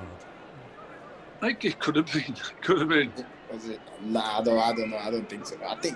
Was it Hazard? I think it might have been Hazard. You know. Don't know. For a long time. It just proves it is when you hold onto the ball as a ball boy. It is a hazard, isn't it? Because he got jumped on. See, here you go. It is something, Chris. It is something, mate. Yeah, it's. You can see them all trying to. They're putting the subs on. They had a decent bench as well that day, didn't they? Well, they've just taken off a defender and thrown on an extra striker now. So you've kind of got 12 minutes to go, and I guess now. I couldn't have remembered the subs on there, but then I sort of put Java on, and I sort of took Jamie O'Hara off and I did Kev Foley go into midfield and Steers went to right back. Yeah. I mean, they were just running on empty, a few of the lads. They'd run out of gas. But by the way, I'm not surprised with the effort they put into that first half performance. It's always the benefit of this squad, though, as well, wasn't it? That there was quite a lot of players who could operate in different roles where you needed them to. Yeah. See, listen, I think it's important that you've got versatile players, but I also think it's personality, and I'd take personality over talent, personally, because I know what I'm going to get out of them week in, week out. You want talented players, but I don't want talented players that aren't going to work as hard as that if you get beat and when you need it. And we stayed up because the lads were all great together, great group of lads, and all work so hard. And don't get me wrong, I see the Wolves team now and they all work hard. But I would love to have signed Bolly, and I would love to have signed you tell me Matinho, is it? And whatever they all in there, the midfield players there, Yotta. I wish we'd had the money to do that when we'd gone up, because if that had been the case, then we might have stayed up. We didn't stay up for 2 years. We'd have stayed up for longer and been a better team. Gaffer, but you still have to do your due diligence on the players, don't you? About the character, the temperament, because even though they've got the skill to come in and affect the team positively, they've got to affect the dressing room positively as well, haven't they? Absolutely, they have. And you know what? The final year looms. Unfortunately, the signings didn't work out, and we were trying in terms of trying to make the team better. And you know what? We ended up getting some players that, I'd say Jelle Van Dam, who came from Belgium. He was a really good player. Yeah. But he'd been used to playing in a team that had the ball for 60% of the time, like he was Standard Liège. We signed Nenad Milias, who was a terrific footballer with the ball. But you watched that game against West Brom. We spent most of the time getting after teams and stopping them playing. Yeah. And whilst they were good players, they were used to playing in better teams that dominated the ball, and so what we didn't really improve it, which was a shame. Obviously, such But they're a all key right. moment. The lads were okay.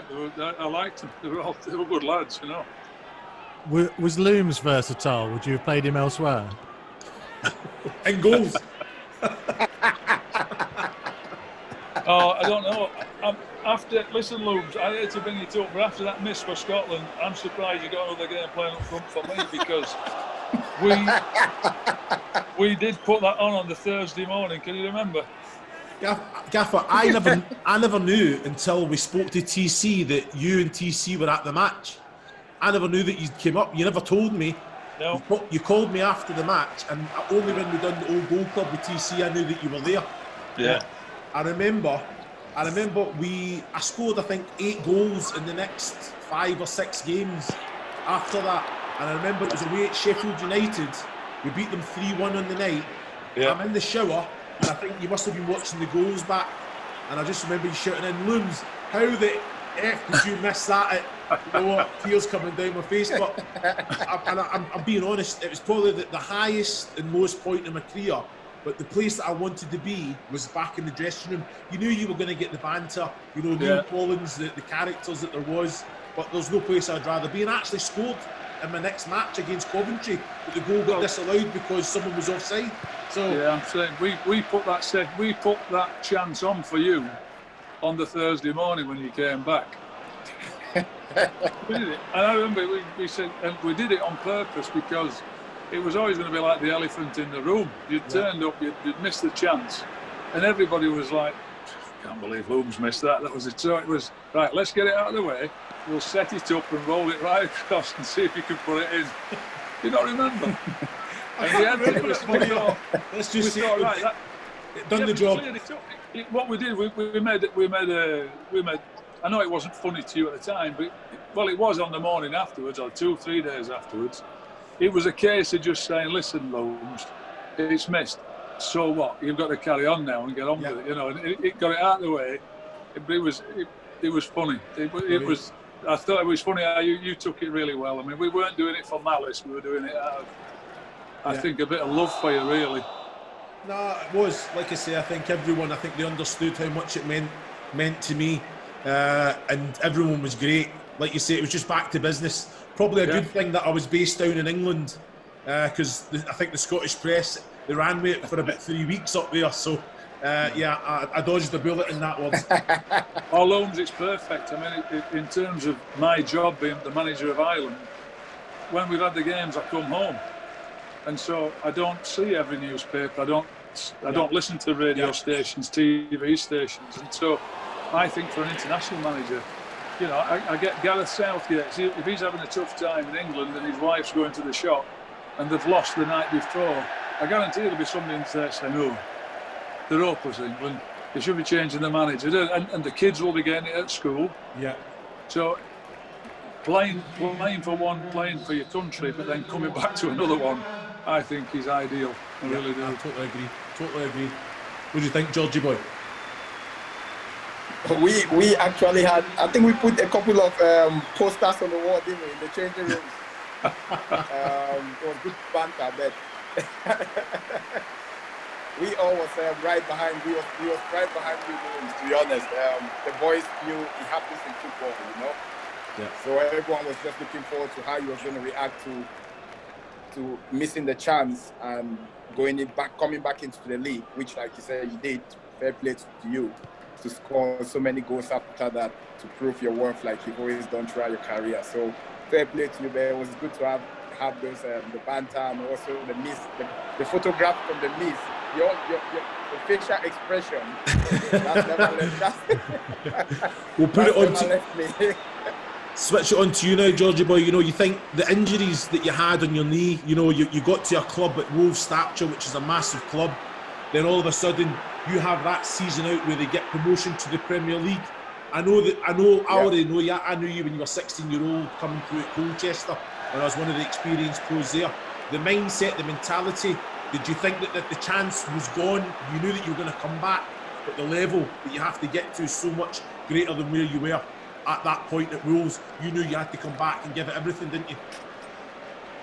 Yeah, obviously when I suffered that injury at Ipswich, when I think we went to the hospital, I had the scan, and it was confirmed that obviously I've damaged a lot of ligaments on my knee.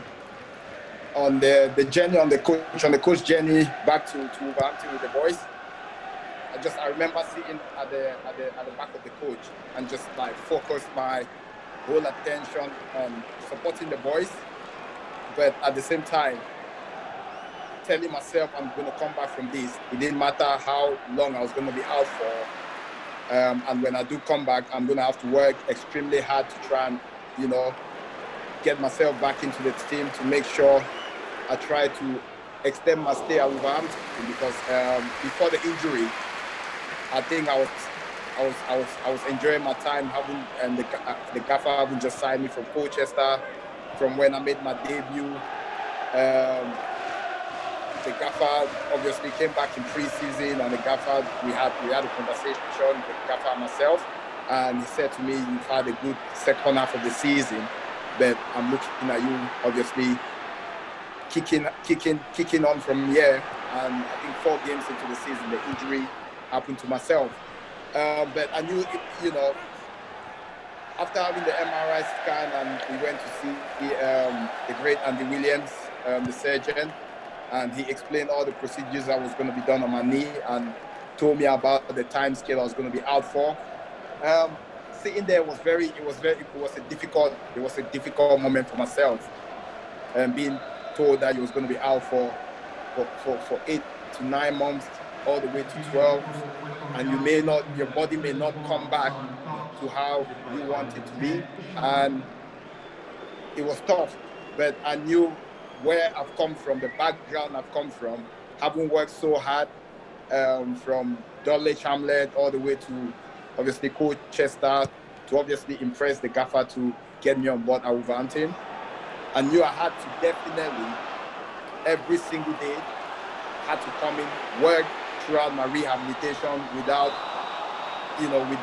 going through any emotions. Just had to be as positive as I could be, but also to be involved with the lads as well, to make sure I was part of it. As much as I was missing it, not being out there, to be able to contribute as I should have. See, that's a lot of players don't have that, George. You know, to have that mindset to think, all right, I've still got to contribute to the group, but then also focus to make sure that I'm strong enough to get through that. You done that. You came back stronger. You made. I think you even done a team talk. Remember, Gaffer? George come and done a team talk the season that we got promoted. You let him give a team talk. But that's what I'm saying. Yeah, I did. So involved. Yes, you did. Yeah. All the boys, they respected you. They loved you to bits. They knew exactly what you were going through. But George, let me ask you this: you know, walking on to that first Premier League match, that's every footballer's dream to get to the highest level, to play in the Premier League. Talk to us about that. That must have been unbelievable for you. To actually walk on the pitch, boom, Premier League player. There we go. Obviously, credit to the lads that played throughout the season, and obviously getting the club promoted into the Premiership. Once that had happened, I think the gaffer gave me a 5 minutes cameo at the very last game of the season. Thank you very much, Gaffer, for that. It's you a believe pleasure, it or not, George. to be honest, Gaffer, that was, I don't know if you've done it as a motivational tool, but that gave me so much focus going up in the off-season period. I think I flew to the States, to Dallas. But my main focus going to Dallas was to go there to train under the heat, to make sure I tried to give myself the best chance I could, because I knew I've spent a lengthy time on the sideline. And I think I came back, if I'm not mistaken, Gaffer, I came back 2 weeks before the actual preseason started, and I was working with Steve Kemp, and also I was working with TC, who was, in my opinion, one of the best coaches. Is up there with the best, if not the best I've worked with. And TC was putting me through my paces before the lads all came back. And I think we flew out to Australia, which I think it was one of the hardest pre-seasons I've ever had because I've been out for so long. And I knew I was patient. I had to be patient to wait for that moment when obviously the gaffer was going to give me the opportunity to get myself back on that pitch. I think the moment actually came at the Etihad. I think unfortunately the great guy Wadi that's just left us now. Wadi got injured just before the end of the first half, right, Gaffer? Yeah, I think Wadi got injured and and Wadi got injured and obviously the gaffer asked me to stay out and I came back in the changing rooms just about 3 minutes before we went out back for the second half, and I was being debriefed by TC, telling me who I was marking on corners and my job, my role and responsibilities on the pitch. And I'll tell you this now, that was, to me, that was the peak of my career. Yeah. If people didn't know that, I think if they listen to this now, to me, that was the peak of my career, because coming from the background that I've come from nowhere to actually make my debut at the Etihad against some of the best players in the world. Yeah, it was never in any doubt. It was never in any doubt that you couldn't be fit, because that's the way you were. And I said about the conversation I had with you, and you wanted an opportunity to play for Wolves, and it wasn't about the money, it was about playing, and then you earned whatever you got after that. I had no idea. But you kind of you epitomised pretty much a lot of that team that were there. I mean, you said Wardy came from, was it Bohemians? We took him on trial to Sunderland, and he wasn't good enough. He was a striker. He wasn't good enough. He came back when we were at Wolves, and he made a career for himself. And we had so many of those guys that actually they might have been having careers, but they're in a dip, and they got better. And you kind of epitomised the kind of thing that's to have.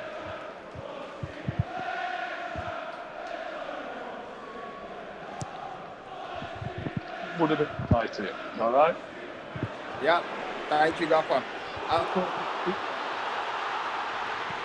Talking about if you sign that kind of player, then the best left backs, brilliant.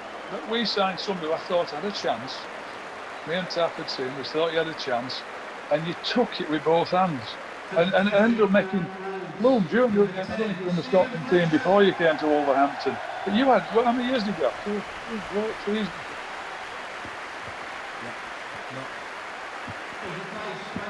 We're losing Mick's audio just a touch. Yeah. To add on to what the what was Gaffer was required saying, to get in the team, eh? Sorry. To add on to what you were saying, Gaffer, the conversation we had in your office on the day I signed, where you said obviously my agent was making it a bit difficult for that deal to go through, wasn't doing me any favors. Remember, I'd done the I did the medicals, and I was sat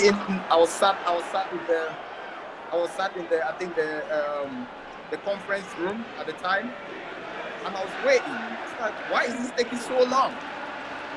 Because I knew all I wanted at the time was I wanted a chance to play under yourself, Gaffer, and obviously be part of Wolves, because Wolves obviously is a massive club, it's a great club.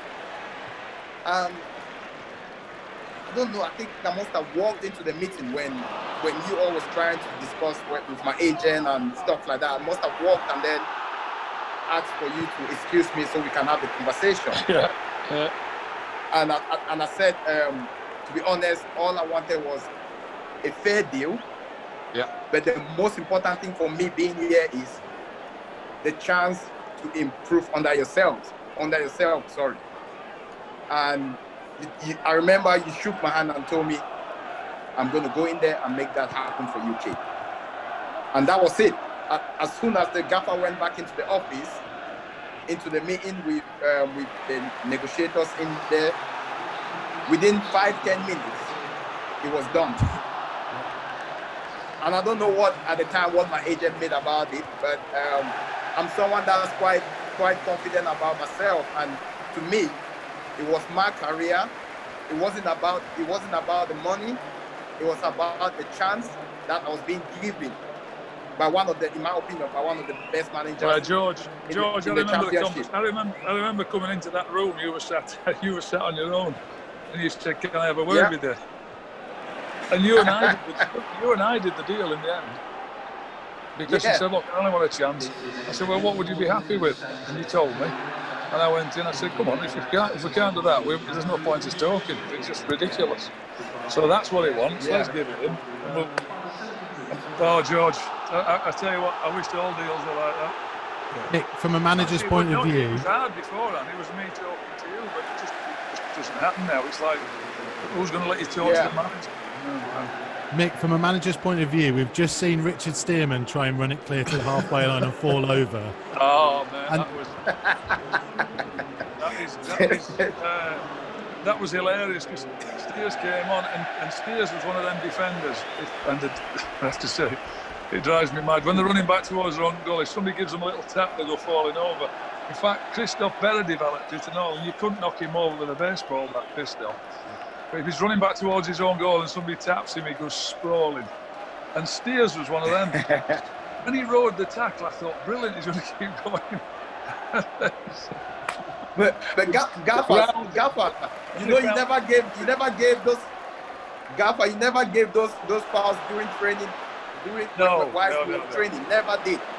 So pointless for any of the defenders going down. Hang on, what's George doing here? I tell you what, Georgie boy. Yeah. Who is that? Oh, Sylvan. George, you've been flying forwards. George, you've been launching forwards. That's not me. That's not me. Sylvan's got a score there. Come on. Oh, with his left foot, Sylvan. Are you looking at Sylvan's chance when he's come on? Sylvan's got a score there. George has set them away down the left, and then the ball's got in there. And how has Sylvan not wrapped it up? Well, have you seen Hunter yet come across from the left wing to the right, to the left back? He's run all the way across the pitch to tackle him. And that summed the performance up. It was unbelievable that day. Energy. Hey, by the way, we must have been in the bottom three when we started the game. We were in the bottom three when we started the game. We're playing West Brom at home. We've got Sunderland away and Blackburn to play. I mean, there was never ever going to be a silky performance, but that tackle that Hunty had there when he ran from one side of the pitch, width of the pitch to the other to tackle the fullback, it just epitomised the whole performance. It was great. I thoroughly enjoyed it. Watching it. And I'm not into nostalgia. I don't go back watching games, I have to be honest. Because if you go back watching the good ones, you have to watch the bad ones, and I've had a few of them in my time as well. Gaffer, how important is it after this match that you take the time to basically appreciate it, but also know that the job's not done yet? Well, it was funny because I was trying to look at the teams, and so I was watching one on my phone and had my iPad looking at the teams, and then it was the interview after the game with the BBC. I thought, well, I'll have a look at it and see what I said. And it was me. I said it was about the next two games. I said, well, we've got to enjoy winning this because of the nature of the game and who we've played. We were playing Sunderland away, and we got Blackburn at home. We had two games and we needed points. So I was careful not to be jumping up and down and dancing on the desk with my drawers in the air, and thinking we've done it. Yeah. And that's the last thing you want to do. And of course, we went to Sunderland and beat them 3-1. We had a great performance up there. George, didn't you score in that game? Yeah, I did. I think I got the third goal at Sunderland. But just to add on to what the Gaffer just said, I think the Gaffer knew he had a great bunch of lads in the changing rooms. And at this stage of the season, I'll tell you this, even after this result against West Brom, we was not on a high whatsoever, because we knew the mission mission was far from over. We had to complete the mission, which the next game was obviously Sunderland away. And we knew how much that meant to the gaffer, not just, you know, the 3 points, but also him having managed Sunderland. And we knew we had to go there and get nothing less than 3 points. The last game against West Brom, did I put you on at centre back? Were you playing from the start? No, it was against Blackburn. Against Blackburn. Against Blackburn. Did I put you on at half time? Yeah, I played at the start, and I think Mancian and Stayman started at two centre halves, and I was left back. But what happened was that first half, I think Jason Roberts was playing on man. Jason Roberts beat them up. Yeah. He did. Yeah, and what a tactical change it was for us when you looked in the changing rooms. We was on our knees at the time. I think we was relegated. And you look. Can I just before you finish? Can I just tell you something? Can you remember Bill? Who is Bill Stevens? Yeah, Bill, the psychologist. Yeah, as we were coming in at half time, he said, "Shall we get the lads together and have a group hug?" Well, I can't tell you how many F's, as in no, thank you, we won't do that.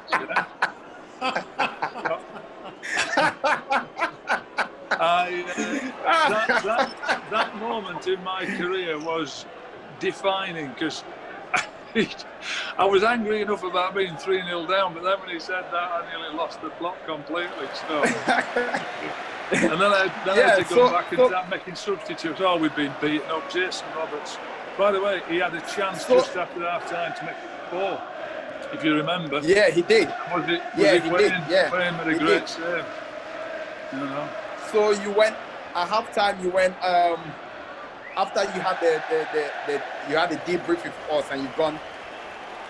I'm gonna have to make a little switch here, lads. All I need you guys to go out there is just go out there. If you're gonna get relegated, all I need you boys to do is win the second half. Try to keep a clean sheet because it was difficult in those circumstances.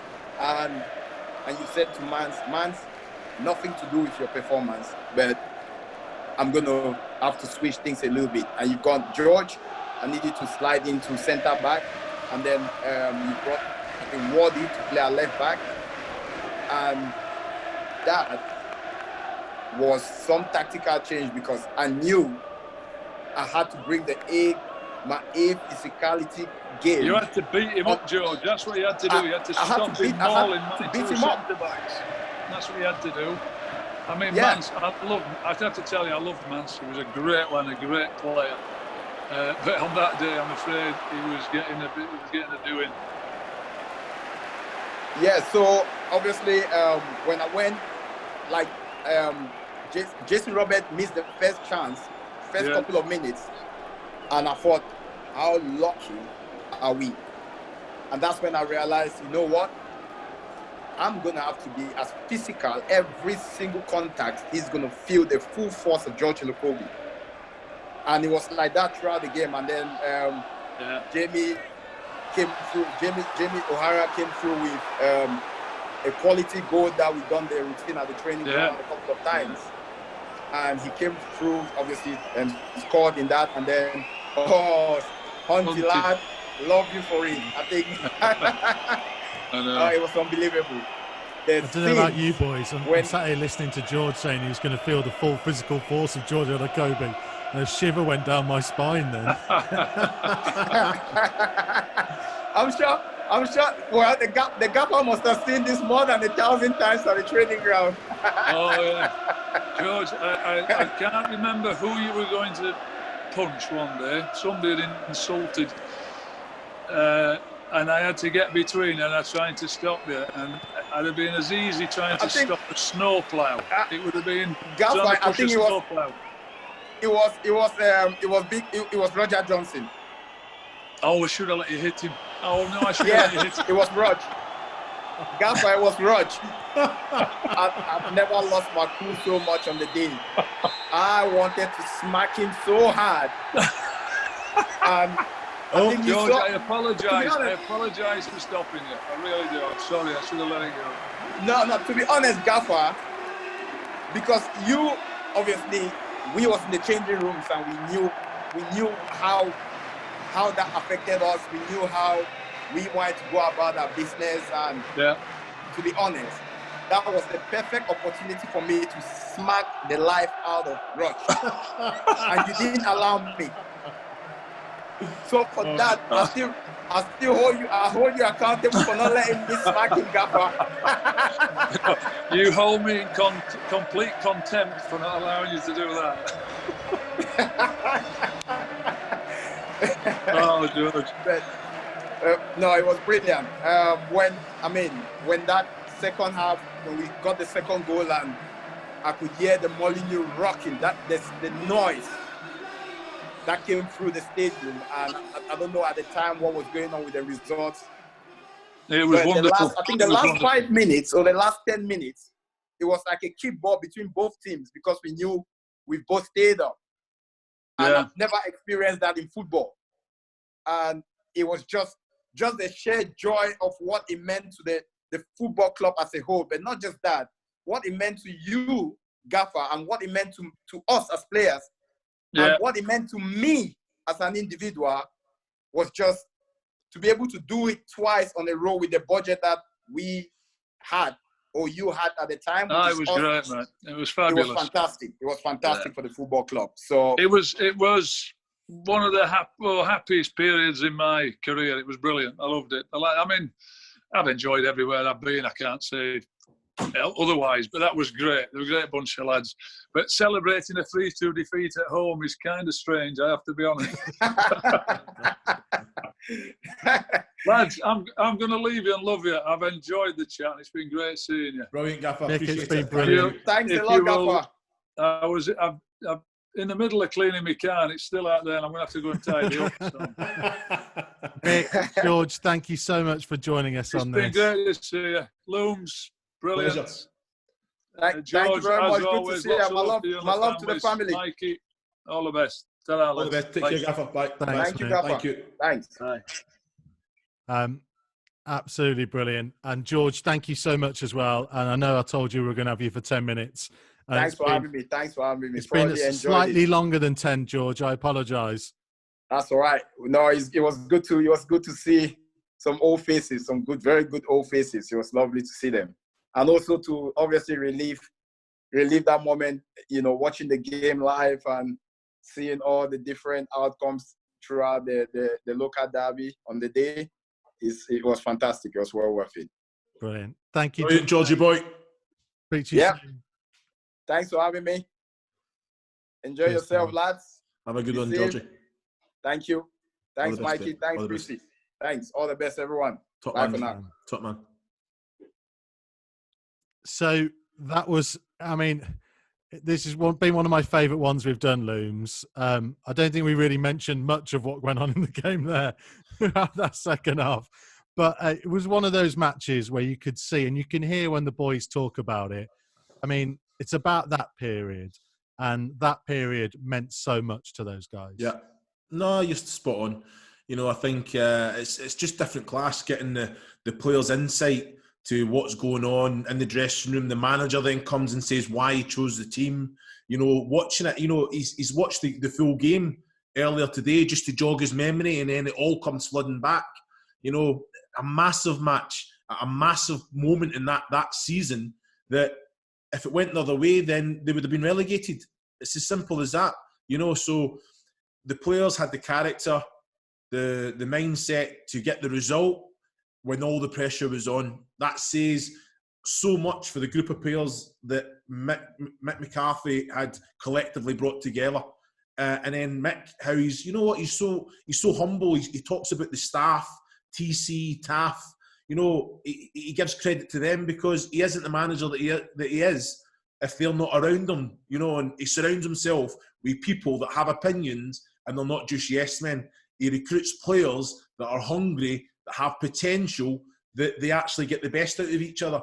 So it's outstanding all in all. Fantastic result, great game.